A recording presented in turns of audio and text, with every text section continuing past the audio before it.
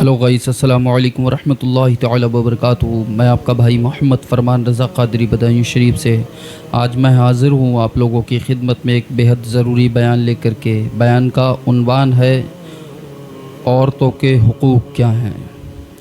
अभी तक मैंने एक और बयान दे चुका हूँ शौहर बीवी के रिश्ते के ताल्लुक़ से, जिसमें ज़्यादातर मैंने ये बताया कि भाई औरतों के लिए क्या चीज़ ज़रूरी है, मर्दों की खिदमत के लिए कैसा करें, ये करें वो करें, जो भी चीज़ें हैं अहादीस की रोशनी में मैंने बताई आपको।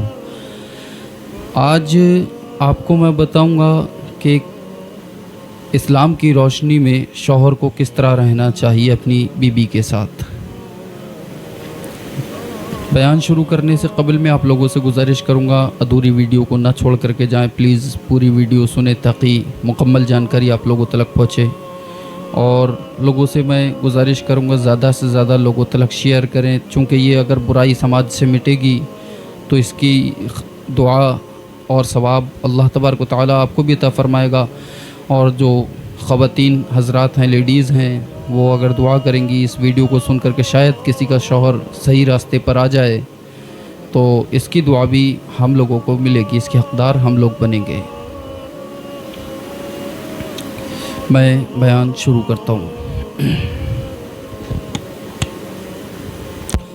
अल्हम्दुलिल्लाह रब्बिल आलमीन वस्सलातु वस्सलामु अला सय्यदिल मुरसलीन अम्मा बअद फ़अऊज़ु बिल्लाहि मिनश शैतानिर रजीम बिस्मिल्लाहिर रहमानिर रहीम। या अय्युहन्नासु इत्तक़ू रब्बकुमुल्लज़ी ख़लक़कुम मिन नफ़्सिन वाहिदतिन व ख़लक़ मिनहा ज़ौजहा व बस्सा मिनहुमा रिजालन कसीरन व निसाअ वत्तक़ुल्लाहल्लज़ी तसाअलून बिही वल अर्हाम इन्नल्लाहा काना अलैकुम रक़ीबा। सदक़ल्लाहुल अज़ीम। इन्नल्लाहा व मलाइकतहु युसल्लूना अलन नबी या अय्युहल्लज़ीना आमनू सल्लु अलैहि व सल्लिमू तस्लीमा। आक़ाए नामदार, दोनों आलम के मालिक व मुख्तार, हम गरीबों के गम गुसार, रहमत आलम सल्लल्लाहु अलैहि वसल्लम की बारगाह पुरनबार में खुशू और खुजू के साथ दुरूद पाक का हदिया पेश करें। अल्लाहुम्मा सल्लि अला सय्यदना शफीना हबीबना नबियना मौलाना मुहम्मदिन मअदनिल जूदि वल करम मंबइल इल्मी वल हिल्मी वल हिकमी व आलिहि व सहबिहि व बारिक व सल्लिम अलैहि सल्लु अलैहि सलातु व सलाम अलैका हबीबी या रसूलुल्लाह सल्लल्लाहु तआला अलैहि व आलिहि वसल्लम। सबसे पहले तो हमें और आपको ये सोचना चाहिए और गौर करना चाहिए और बल्कि जान लेना चाहिए कि दीन इस्लाम जो है ये किसी एक समाज, किसी एक कैटेगरी के ऊपर जुल्म करने का नाम नहीं है। अगर शौहर के हक बीबी पर हैं तो याद रखें कि बीबी के भी हक शौहर पर हैं। और ये दीन तो वो दीन है जो हमसे कहता है कि तुम्हारे पड़ोस में चाहे वो किसी भी धर्म का रहता हो, किसी भी जाति का रहता हो, सबके साथ हुस्न सुलूक से पेश आओ और अच्छे अखलाक से पेश आओ और सबकी हमदर्दी करो और सब पर हिमायत करो।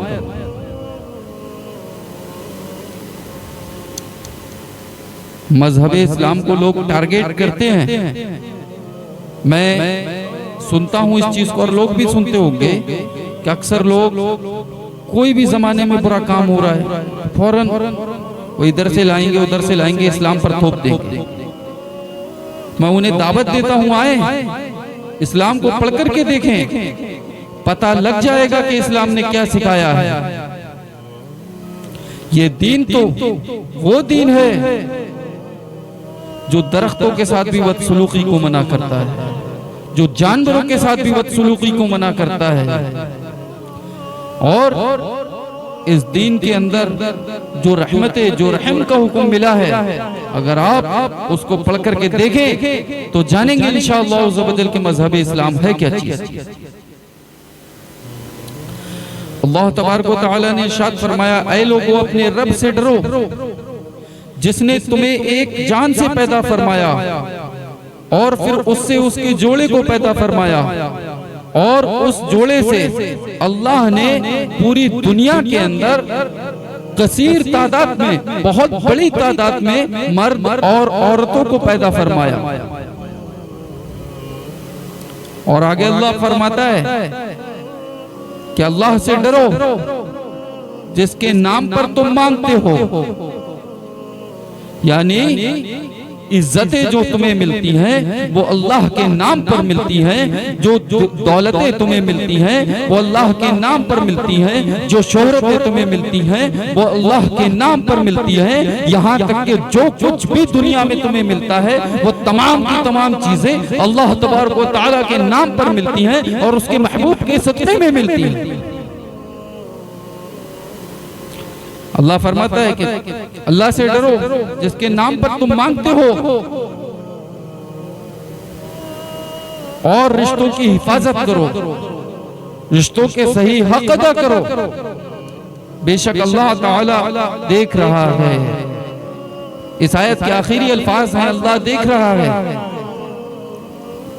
यानी तुम ये मत समझ लेना किसी पर जुल्म अगर छुप करके कर रहे हो तो कोई देख नहीं रहा है। याद रखना कि कोई देखे या ना देखे लेकिन अल्लाह तबारक व तआला हर लम्हा देख रहा है। तुम जर्रा बराबर नेकी कर रहे हो वो भी अल्लाह तबारक व तआला देख रहा है, तुम जर्रा बराबर गुनाह कर रहे हो वो भी अल्लाह तबारक व तआला देख रहा है।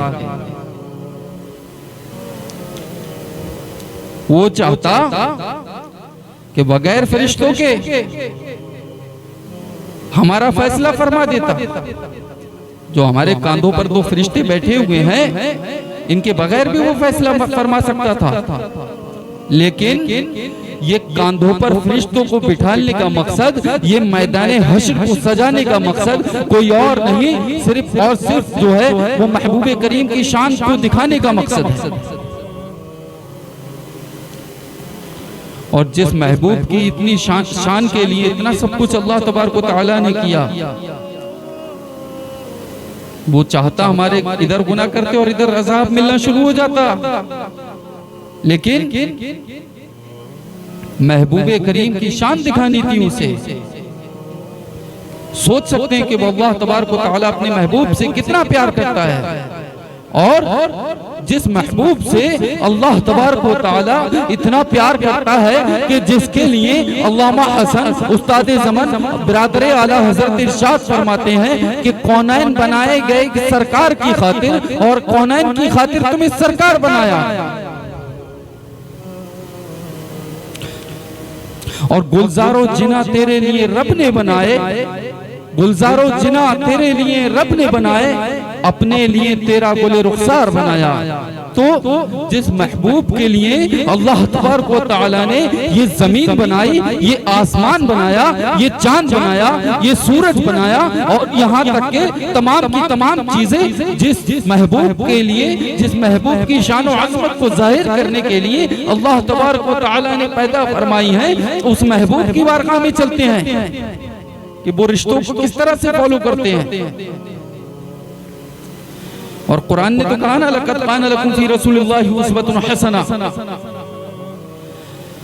हमने तुम्हारे लिए नमूना अमल अगर किसी की जिंदगी बनाई है, अगर आइडियल किसी की जिंदगी बनाई है तो वो महबूब करीम जनाब मोहम्मद रसूलुल्लाह सल्लल्लाहु अलैहि वसल्लम की जात है। आइए उसी बारगाह में चलते हैं, उस बारगाह से पूछते हैं कि रिश्तों को किस तरीके से फॉलो किया जाता है।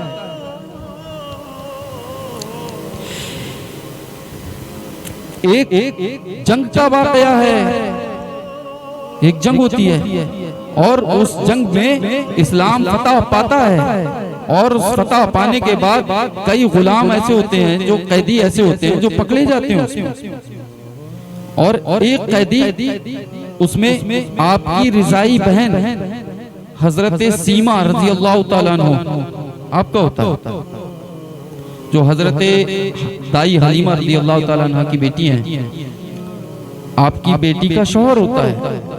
आप आती है रसूल पाक के बारगाह में और सहाबाए किराम से कहती हैं कि जाकर के अपने नबी से कह दो कि तुम्हारी बहन आई है।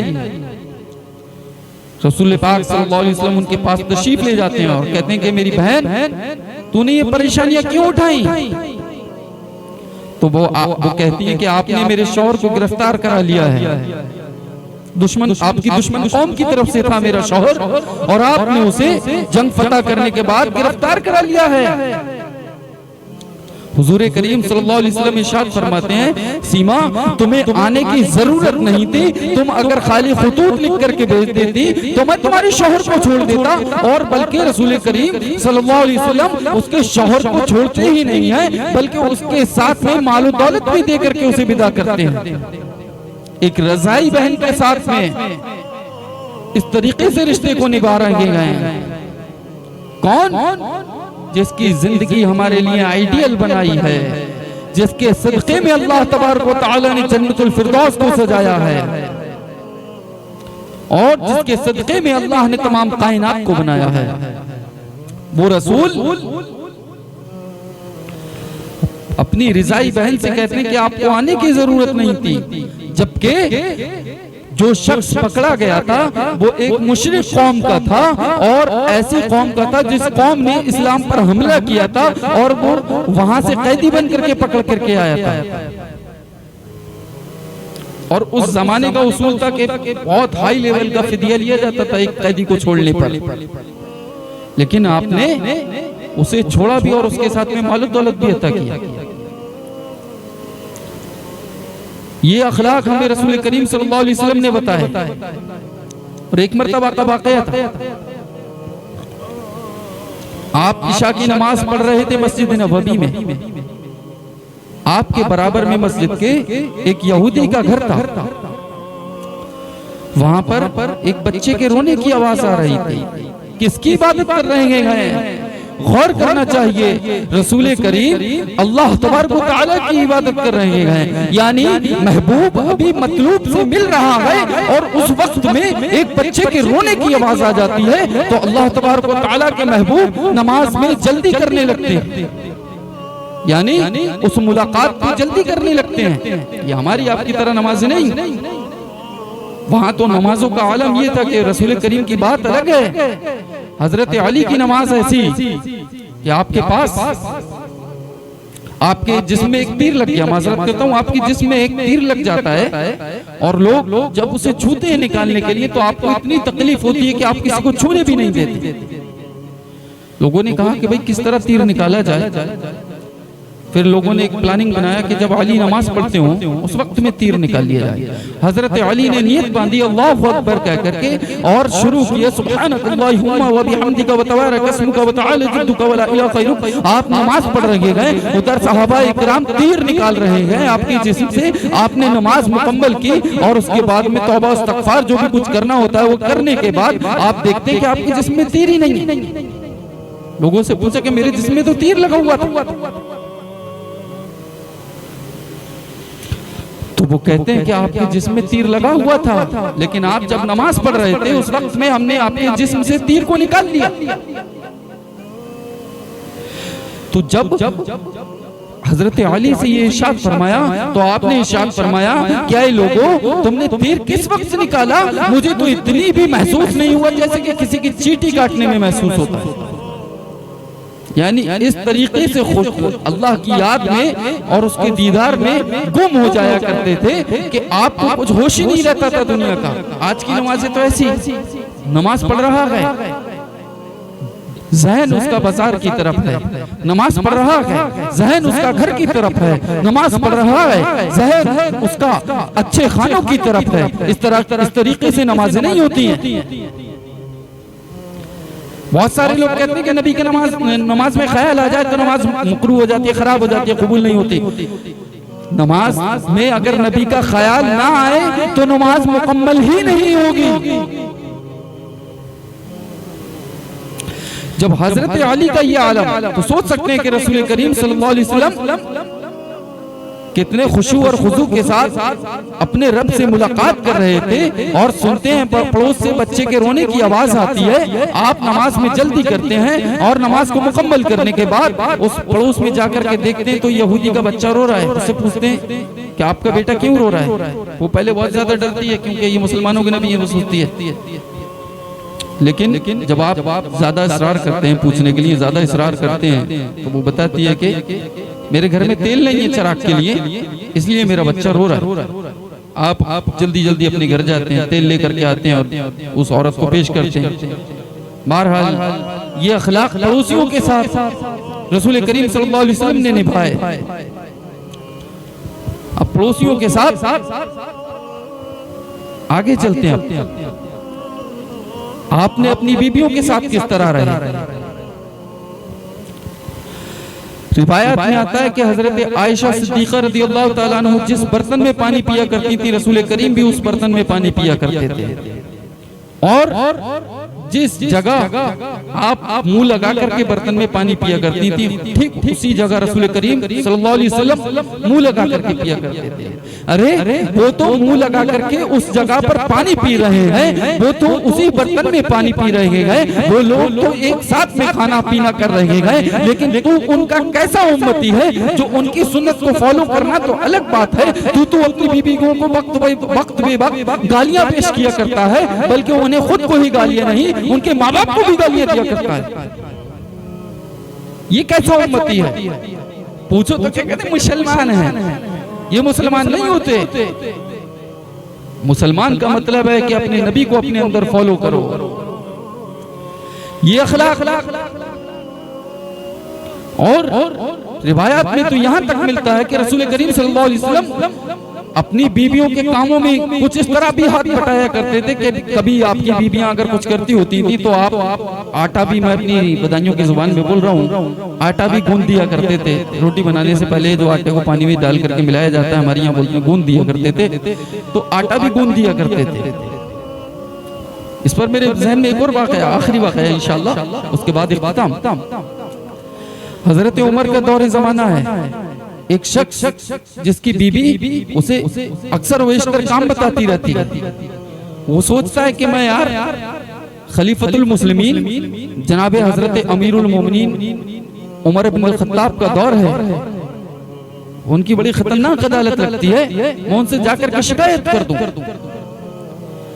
वो अपना मसला लेकर के हजरत उमर की बारगाह में जाता है और जाने के बाद आपसे कहता है कि हुजूर, आवाज देता है आपको, दरवाजे पर खड़े होकर।